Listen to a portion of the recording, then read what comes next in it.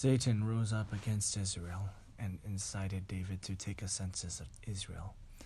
So David said to Joab and the commanders of the troops, "Go and count the Israelites from Beersheba to Dan. Then report back to me so that I may know how many there are." So Joab replied, "May the Lord multiply his troops 100 times over. My lord the king, are they not all my lord's subjects? Why does my lord want to do this? Why should he bring guilt on Israel?" The king's word, however, overruled Joab. So Joab left and went throughout Israel, and then came back to Jerusalem. Joab reported the number of the fighting men to David. In all Israel there were 1,100,000 men who could handle a sword, including 470,000 in Judah. But Joab did not include Levi and Benjamin in the numbering, because the king's command was repulsive to him. This command was also evil in the sight of God, so he punished Israel. Then David said to God, "I have sinned greatly by doing this. Now I beg you, take away the guilt of your servant. I have done a very foolish thing." The Lord said to Gad, David's seer, "Go and tell David, this is what the Lord says. I am giving you 3 options. Choose one of them for me to carry out against you." So Gad went to David and said to him, "This is what the Lord says. Take your choice. 3 years of famine, 3 years of being swept away before your enemies with their swords overtaking you, or 3 days of the sword of the Lord, days of plague in the land with the angel of the Lord, ravaging every part of Israel. Now then, decide how I should answer the one who sent me."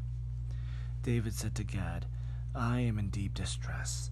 Let me fall into the hands of the Lord, but his mercy is very great. But do not let me fall into human hands." So the Lord sent a plague on Israel, and 70,000 men of Israel fell dead. And God sent an angel to destroy Jerusalem. But as the angel was doing so, the Lord saw it, and relented concerning the distress, and said to the angel who was destroying the people, "Enough! Withdraw your hand." The angel of the Lord was then standing at the threshing floor of Adonai, the Jebusite. David looked up and saw the angel of the Lord standing between heaven and earth, with a drawn sword in his hand extended over Jerusalem. Then David and the elders, clothed in sackcloth, fell face down. David said to God, "Was it not I who ordered the fighting men to be counted? I, the shepherd, have sinned and done wrong. These are but sheep. What have they done? Lord my God, let your hand fall on me and my family, but do not let this plague remain on your people." Then the angel of the Lord ordered Gad to tell David to go up and build an altar to the Lord on the threshing floor of Araunah, the Jebusite. So David went up in obedience to the word that Gad had spoken in the name of the Lord. While Araunah was threshing wheat, he turned and saw the angel. His 4 sons who were with him hid themselves. Then David approached, and when Araunah looked and saw him, he left the threshing floor and bowed down before David with his face to the ground.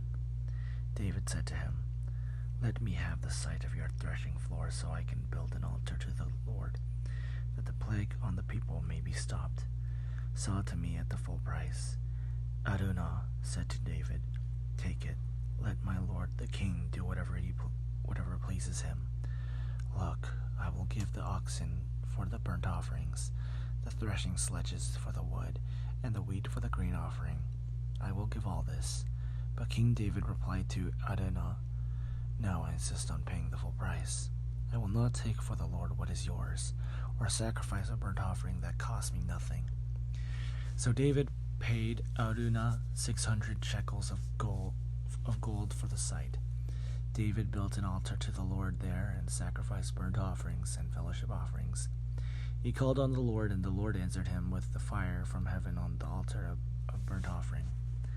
Then the Lord spoke to the angel, and he put his sword back into its sheath. At that time, when David saw that the Lord had answered him on the threshing floor of Araunah, the Jebusite, he offered sacrifices there. The tabernacle of the Lord, which Moses had made in the wilderness, and the altar of burnt offerings were at the time on the high place at Gibeon. But David could not go before it, to inquire of God because he was afraid of the sword of the angel of the Lord.